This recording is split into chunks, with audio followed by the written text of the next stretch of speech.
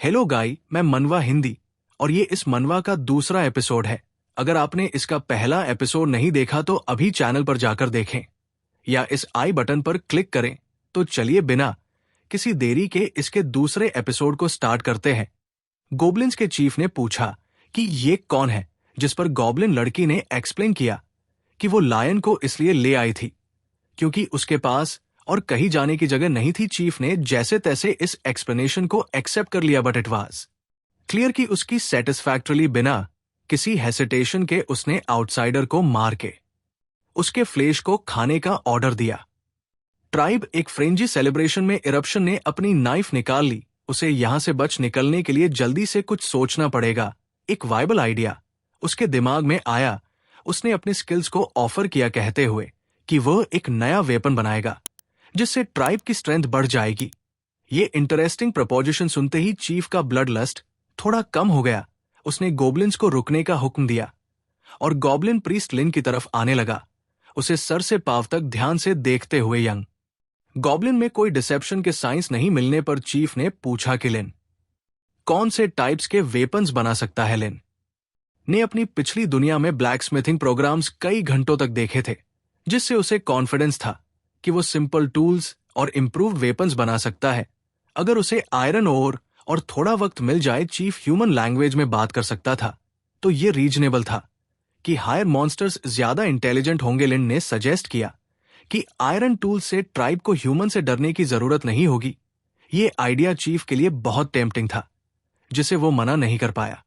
उसने लिन तिन के प्रपोजल को एक्सेप्ट कर लिया और उसे 3 दिन दिए कि वह और ढूंढे और रिजल्ट्स दिखाए, वरनाती दिन के बाद उसे मार दिया जाएगा। चीफ ने यह भी धमकी दी कि अगर लेन फेल हुआ तो गोब्लिन लड़की की भी जान जाएगी। लीडर के क्वार्टर में जाते ही बाकी ट्राइब भी फॉलो कर गई। एक बात क्लियर थी, ओल्ड चीफ एक रूट से विलन था जो बिना किसी हेसिटेशन के अपने ही लोगों को मार सकता था डायरेक्टली। उसे लिन को आयरन टूल्स बनाने होंगे टाइम खरीदने के लिए, जब तक वो सीक्रेट स्ट्रांग नहीं हो जाता। उस रात एक स्काउटिंग पार्टी को फॉरेस्ट में भेजा गया। उस स्काउटिंग पार्टी में गॉब्लिन लड़की भी थी और ये लोग दिन रात लगातार मार्च कर रहे थे। एग्जॉशन तो इनविटेशन लड़की थोड़ी सी भी थकान आती थी। उसने कोई और रिस्पांस नहीं दिया। लिन ने उसे एक डीप इलेक्ट्रीफाइंग किस दी, लेकिन इसके आगे जो हुआ मैं वह की एबिलिटीज सिर्फ 9 अटैक्स, गीपी और डिफेंस पॉइंट्स के साथ लिमिटेड थी। लिन पूरी तरह स्वेट में था। अपने एफर्ट्स के बाद लेन अब 7वें स्तर तक पहुंच गया था और उसे डिफाइलर का टाइटल मिल गया था, जिससे उसकी ओवरऑल कॉम्बैट स्ट्रेंथ तक बढ़ गई थी। ना सिर्फ उसका लेवल बढ़ा, बल्कि उसका फॉर्म भी सिग्निफिकेंट इंप्रूव हो गया था। अब उसके पास गॉब्लिन प्रीस्ट चीफ को हराने का एक बेटर चांस था। लिन ने अपने ह्यूमन क्लोथ्स को उठाया और उन्हें जेंटली उस गॉब्लिन लड़की के शरीर पर डाल दिया। अब से उसकी प्रोटेक्शन की जिम्मेदारी लिन की थी। लड़की को बस इस बात की राहत थी कि कोई फेल हो। गॉब्लिन उसे काइंड बस दिखा रहा था।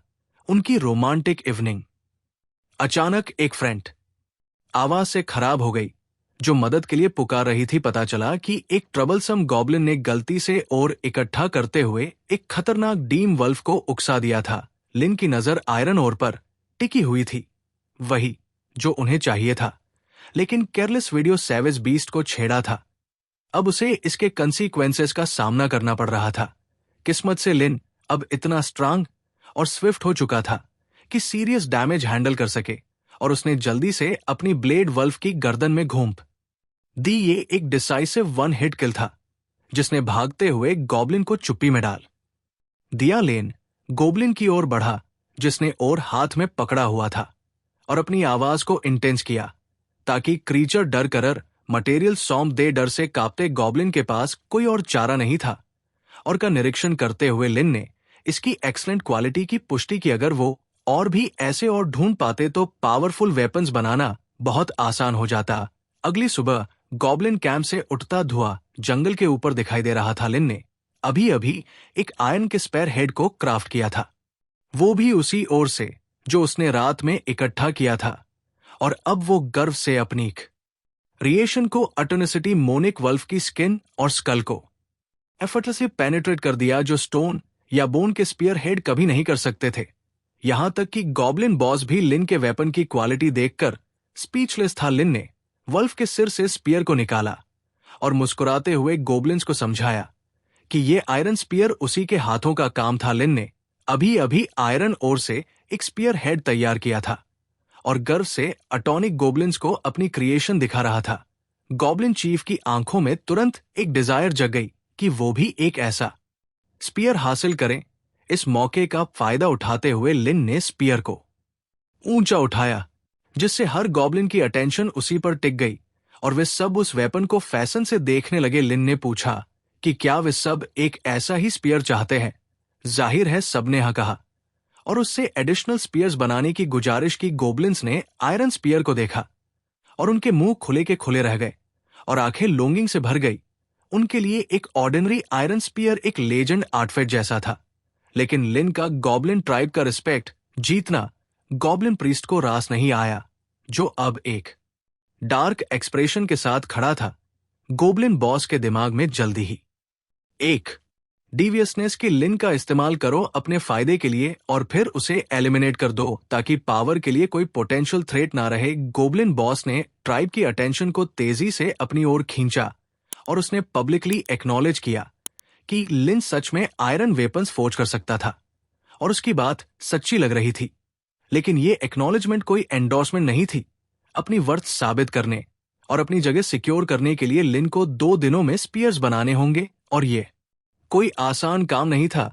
अगर वो फे हो गया तो ट्राइब का शिकार बन जाएगा। ये सुनकर रेगुलर गोबलिन्स भी अपने लीडर की इस एक्सट्रीम क्रुएलिटी से हैरान थे, जो किसी तरह से ह्यूमंस जितना रूथ्स और कनिंग बन चुका था। फिर भी वे लिन की मदद करने के लिए तैयार थे ताकि वो चीफ टेन की डिमांड्स को पूरा कर सके। लिन ने जाते हुए चीफ टेन को देखा और अपनी मुस्कान को रोक नहीं सका, ये जानते हुए कि सब कुछ उसके प्लान के अनुसार ही अनफोल्ड हो रहा था। चीफ को उसे पहले ही मार देना चाहिए था और ये उसकी सबसे बड़ी गलती बन चुकी थी, क्योंकि अब वो भी उसके जितना पावरफुल बन चुका था। 2 दिन बाद वो वक्त आ गया था जब उसे स्पीयर्स डिलीवर करना था। सबकी खुशी और चीफ की डिसमस प्राइज के लिए लिन तिन ने अपना काम पूरा किया और आयरन टिप्ड स्पीयर से भरी एक पूरी बास्केट जमीन पर गिरा दी। आसपास के गोबलिन्स एक्साइटमेंट से चीख पड़े जब लिन तिन ने चीफ टेन को अनाउंस किया कि उसने जो मांगा था वो डिलीवर कर दिया है। गॉब्लिन प्रीस्ट ने एक एजरेट मुस्कान के साथ हीरो को असाइनमेंट पूरा करने के लिए बधाई दी। कुछ ही पलों में कैंप के हर गोबलिन को एक आयरन स्पीयर दिया गया, जो सेलिब्रेशन की शुरुआत का सिग्नल था। गोबलिन्स ने एक बॉनफायर जलाया और चीफ ने सबको फीस्ट में शामिल होने के लिए इनवाइट किया, जहां वो लिन तिन के ट्राइब में शामिल होने का जश्न मना रहे थे और दिल खोलकर मांस खा सकते थे। उन्होंने एक ताजा पकड़े गए मोटे बोर को रोस्ट किया। सबसे बड़ा हिस्सा लिन तेन के लिए रिजर्व किया गया था और गोबलिन लड़की ने खुद उसे ये स्पेशल गिफ्ट पेश किया। लंबे समय बाद अच्छा मांस जगते हुए लिन तेन ने ईगर खाना शुरू किया, लेकिन पहले बाइट के बाद ही उसे एहसास हुआ कि ये एक ट्रैप था। मांस में जहर मिला था। वो जमीन पर गिर पड़ा और जहरीले खाने को थूकने की कोशिश करने लगा, लेकिन अब बहुत देर हो चुकी थी। बेवकूफ गॉब्लिन लड़की ने अनजाने में उसे पॉइजन मीट सर्व कर दिया था और फ्रेंड होकर ये समझने की कोशिश कर रही थी कि ये क्या हो रहा था। उसी वक्त पूरी स्कीम का ऑर्केस्ट्रेटर सामने आ गया। गोबलिन प्रीस्ट, उसने बिना वक्त गवाए हमारे हीरो की बेवकूफ इनेस पर ताने मारे और उस पर हंसा, ये कहते हुए कि उसने सोचा था कि वो क्लेवर और पावरफुल है, जो चीफ को चुनौती देकर ट्राइब पर कंट्रोल कर लेगा। गोबलिन बॉस ने उसे चेतावनी दी कि उसकी सारी कोशिशें बेकार जाएंगी, क्योंकि इस रास्ते पर बस मौत ही उसका इंतजार कर रही है, अपनी ऑडेसिटी की सजा के रूप में। लिन तिन वो सारी चीजें खो देगा जो वो सबसे ज्यादा चेरिश करता है, जिसमें वो अनट्रैक्टिव गॉब्लिन लड़की भी शामिल है जिसे वो इतनी इज्जत देता है। वो उसकी बिट्रेड की सबसे पहली सजा पाएगी। अपनी शार्प क्लॉ से उसने उसे वंड किया, ये सिग्नल देते हुए कि उसकी इंटेंशंस क्या थी। लिन तेन को डिसम करने के बाद गोबलिन लीडर शायद अपने ताने जारी रखता, लेकिन तभी ब्लड हर दिशा में फैल गया और गॉब्लिन लड़की का चेहरा शौक में सफेद पड़ गया, ये देखकर कि जो हो रहा था वह रियल था। क्या वो वाकई ऐसे मर सकती है? लेकिन खून उसका नहीं था और गोबलिन चीफ का कटा हुआ हाथ इसका सबूत था। गोबलिन बॉस को अपने थ्रेड्स को कैरी आउट करने का कोई मौका नहीं मिला और वो सिर्फ अपना वक्त बर्बाद कर रहा था, जिससे लिन तिन को पॉइजन से रिकवर करने का समय मिल गया, या यूं कहें कि प्रिटेंड करने से रुकने का, क्योंकि ये उसके प्लान का हिस्सा था। अब गोबलिन चीफ ने अपने बुरी तरह मंगलड आर्म को पकड़ रखा था।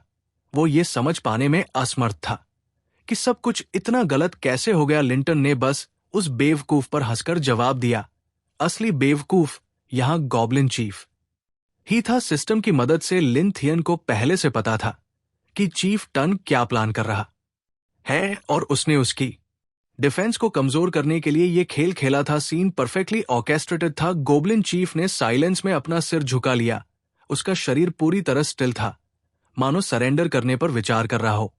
लेकिन यह इंप्रेशन मिसलीडिंग था। उसने जल्दी से अपनी एक प्रीस्ट स्पेल का यूज किया।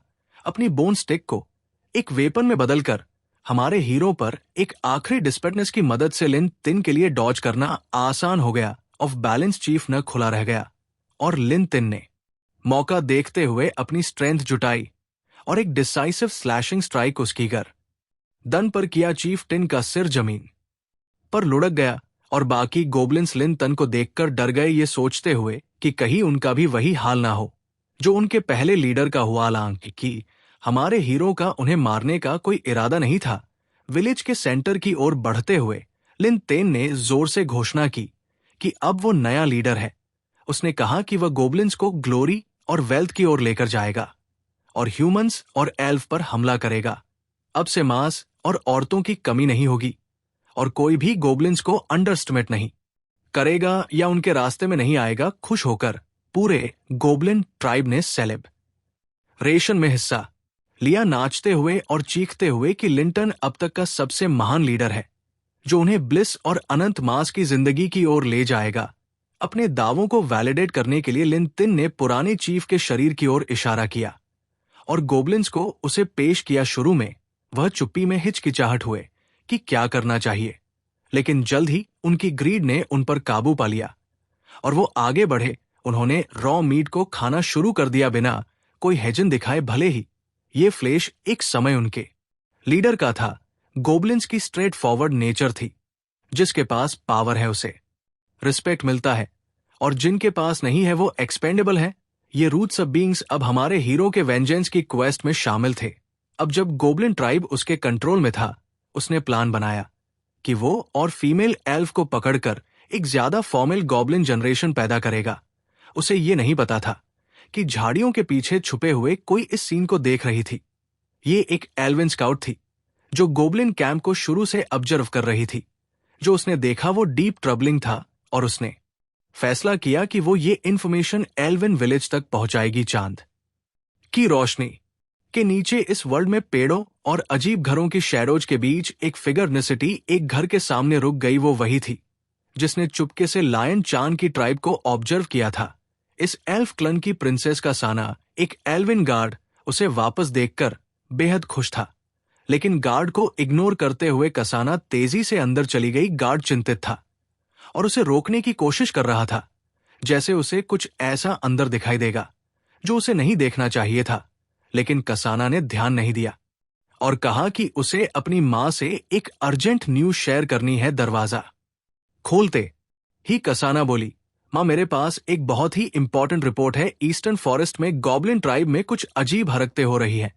लेकिन अंदर का नजारा देखकर वो बिल्कुल हैरान रह गई। एल्फ जिन्हें नोबल रेस और ब्रेव वॉरियर्स के रूप में जाना जाता है, लेकिन यहां एक फ्लर्टशस एल्फ थी जो रिवीलिंग आउटफिट में थी और उसके आसपास 3 मेल एल्फ्स थे। कसाना ने शर्म से मुंह फेर लिया, माफी मांगते हुए कहा कि उसे कहीं और जाना है, पर क्वीन की आवाज ने उसे रुकने पर मजबूर कर दिया। उसने डिमांड किया कि कसाना रुके और बताए कि ऐसा जेंट क्या है जिसके कारण वो इतनी जल्दी में यहां आई। कसाना की आंखों में सीरियसनेस आ गई और उसने फिर से फॉरेस्ट में गोबलिन ट्राइब का जिक्र किया, पर क्वीन अनइंटरेस्टेड दिखी।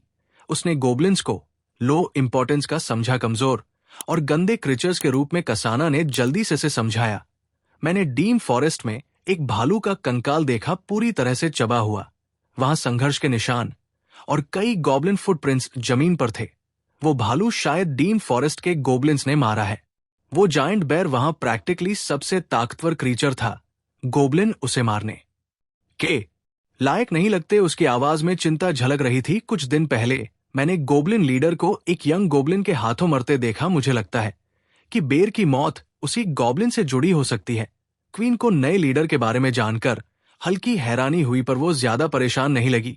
उसकी अटेंशन इंक्रीजिंग गॉब्लिन नंबर्स पर अटक गई। उसने सर्वेंट्स को अपने काम पर जाने का इशारा किया और कासना को आदेश दिया कि वो एक ग्रुप को गोब्लिन्स खत्म करने के लिए लीड करे, पर उसने कहा कि कुछ गोब्लिन्स को जिंदा छोड़ दिया जाए। ये कोई काइंड बस नहीं था। क्वीन का इरादा उन गोब्लिन्स के दिलों को निकालकर अपने ट्राइब के एल्फ मर्दों के लिए टॉनिक तैयार करने का था। कसाना, जो पोषण के इफेक्ट्स के बारे में पूरी तरह से जानती थी, इस बात पर वो शर्मा गई। कसाना की डिलीजेंस की वजह से क्वीन ने उसे रात के लिए एक मेल एल्फ का ऑफर किया और पूछा कि क्या कसाना की कोई खास इच्छा है। इस रिवॉर्ड पर कसाना एम्ब्रेसमेंट आपस में डिस्कशन कर रहे थे। जमीन पर एल्फ ट्राइब का एक नक्शा रखा था, जिसे लिन टीन के सबॉर्डिनेट्स ने पूरी रिसर्च के बाद तैयार किया था। ट्राइब में कुल हाउसेस थे जो सभी ऊंचाई पर स्थित थे। लिंटन ने अपने सबोर डिनेट की तारीफ की और उसे ट्राइब को हराने पर 2 एल्फ लड़कियां इनाम में देने का वादा किया। उसने सबको आयरन के वेपन्स बनाने का इंस्ट्रक्शन दिया। गोब्लिन्स 2 एल्फ लड़कियों का प्रॉमिस सुनकर बेहद एक्साइटेड थे और उसने सबको अपने वेपन्स रेडी करने के लिए कहा। लेकिन लायन को दूसरे ट्राइब पर हमला करने में एक्साइटमेंट नहीं थी। इस दुनिया में स्ट्रेंथ ही सर्वाइवल का फैसला करती थी, और अगर उसने अपनी ट्राइब को मजबूत नहीं किया तो उनका डिस्ट्रक्शन तय था। उसने सिचुएशन को अच्छे से एनालाइज किया और नोट किया कि गांव में हाउसेज है। अगर हर हाउस में 2 एल्विस रहते हैं तो टोटल एल्व्स होंगे। एल्व जो माइन को गार्ड कर रहे हैं, उन्हें मिलाकर ट्राइब के कम से कम मेंबर्स होंगे। गॉब्लिन लीडर की मौत के बाद से लेन तिन ने गोब्लिन्स को वेपन्स क्राफ्टिंग और मंस्टर हंटिंग में ट्रेन किया था, जिससे उनकी स्किल्स में इंप्रूवमेंट आया था। उसकी कमांड में गोब्लिन्स ने जंगल में तूफान की तरह तबाही मचाई। उन्होंने कई मॉन्स्टर्स को मारकर खा लिया। इन मॉन्स्टर्स को खाकर गोब्लिन्स को नए एबिलिटीज मिली, जैसे डिफेंस पॉइंट्स तक बढ़ गई, और भी स्किल्स थी जैसे साइलेंट मूवमेंट और वेनम प्रोटेक्शन। हर गॉब्लिन को मॉन्स्टर्स खाने से स्किल्स तो नहीं मिली, लेकिन ट्राइब की ओवरऑल स्ट्रेंथ काफी इंप्रूव हो चुकी थी। कुछ गोब्लिन्स तो लेवल तक पहुंच गए थे जिनके स्टैट्स काफी हाई थे। सिंपल आयरन स्पीयर्स और आर्मरर उनकी टोटल स्ट्रेंथ हो गई थी। ट्राइब के गोब्लिन्स की एवरेज स्ट्रेंथ अब थी, पर फिर भी एल्फ ट्राइब की कलेक्टिव स्ट्रेंथ सिग्निफिकेंट हायर थी। ये सोचकर लिंती थोड़ा अंजी में महसूस कर रहा था, क्योंकि एक खतरनाक बैटल सामने था। उसने थर प्रिपरेशन के लिए सिमुलेशन सिस्टम यूज करने का डिसाइड किया ताकि एक इफेक्टिव अटैक स्ट्रेटजी बनाई जा सके।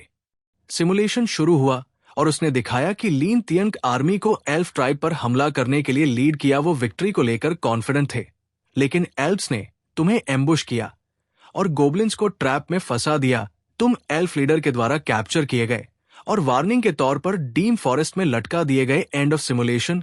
उसने सोचा कि उसका प्लान तो फ्लॉस था, लेकिन असल में इस प्लान को कोई और कंट्रोल कर रहा था, और रिजल्ट में स्कोर 0 आया और उसे कोई रिवॉर्ड नहीं मिला। जैसे ही सिमुलेशन खत्म हुआ, लीन का ध्यान किसी और के कंट्रोल में फ्रेज पर अटक गया। शुरू में उसे ये समझ नहीं आया, लेकिन जल्द ही उसे एहसास हुआ कि इसका सिर्फ एक मतलब हो सकता है। उसकी ट्राइब पर एल्व्स की नजर थी। उसने जल्दी से अपनी आंखें बंद की और कंसंट्रेट किया। गोब्लिन्स में शार्प हियरिंग और शार्प स्मेल होती है, तो थोड़ी सी फोकस के बाद वो किसी भी इरेगुलरिटी को डिटेक्ट कर सकता था। जल्द ही उसके सेंसेस ने कुछ अनफैमिलियर साउंड्स नोटिस किए। दूर देखते हुए उसने कुछ स्ट्रेंज साइंस देखे। उसी समय एल्व अपनी ट्राइब की तरफ लौट रहे थे। कसाना उनके आगे थी। उसे हैरानी हो रही थी कि गोब्लिन ट्राइब ने उसकी ट्राइब के खिलाफ हमला करने का फैसला किया है। शुरुआत में वो एक स्क्वाड लेकर उन्हें खत्म करने आई थी, लेकिन कैंप पर पहुंचते ही उसने देखा कि गोब्लिन्स में काफी बदलाव आ गया है। खासकर लिंटन के प्लान्स के बारे में जानने के बाद वो वापस जाकर अपनी मां को इन्फॉर्म करना चाहती थी, लेकिन अब बहुत देर हो चुकी थी। उसे देख लिया गया और एरोज बरसने लगे। अब कसाना जमीन पर घायल और डरी हुई पड़ी थी। चारों ओर दूसरे एल्विस के लाइफ सब बॉडीज बिखरे थे। दूर से लिन और उसके गॉब्लिन साथी धीरे धीरे पास आ रहे थे उनके फैसेस पर। मेलिश ग्रिन्स थी वे एक जीवित एल्फ को पाकर। थ्रिल थे कसाना ने भागने की कोशिश की, लेकिन उसका शरीर उसका साथ नहीं दे रहा था। घाव अजीब सा महसूस हो रहा था, जैसे तीर में झर था। लिंटन उसे इतनी आसानी से कैप्चर करके हैरान था। उसने कहा कि वो सही समय पर आई थी। फिर उसने अपने सबॉर्डिनेट्स को आदेश दिया कि सारे एल्व्स को पकड़ लो। इसी के साथ ये एपिसोड खत्म होता है और इस सीरीज के अगले एपिसोड का रिकैप मैं आगे आने वाली वीडियोस में जरूर करूंगा। लेकिन मैं इसके साथ में एक और नई मनवा सीरीज को शुरू करने का सोच रहा हूं, लेकिन मैं श्योर नहीं हूं कि कौन सी सीरीज को शुरू किया जाए। तो मैं आप लोगों को 3 ऑप्शन देता हूं।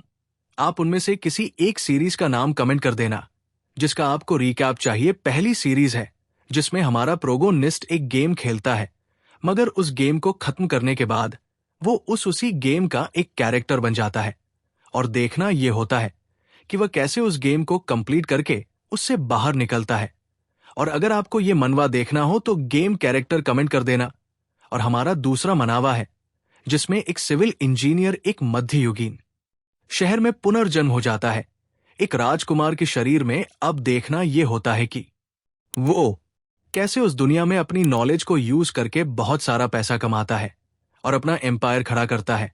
और अगर आपको इस मनवा का रिकैप देखना हो तो सिविल इंजीनियर कमेंट कर दीजिएगा। अब हम आते हैं अपने थर्ड मनवा पे, जिसमें हमारा प्रोटेगर जिस भी चीज को छूता है वो एक लड़की में बदल जाती है। और अगर आपको ये मनवा देखना हो तो लास्ट वन कमेंट कर दीजिएगा। और हाँ, हमारे चैनल मन हुआ हिंदी को सब्सक्राइब करना मत भूलना, ताकि आगे आने वाली वीडियोस की नोटिफिकेशन आप तक पहुंचे। चलिए अब हम मिलते हैं एक नए रिकैप के साथ। तब तक के लिए बाय बाय।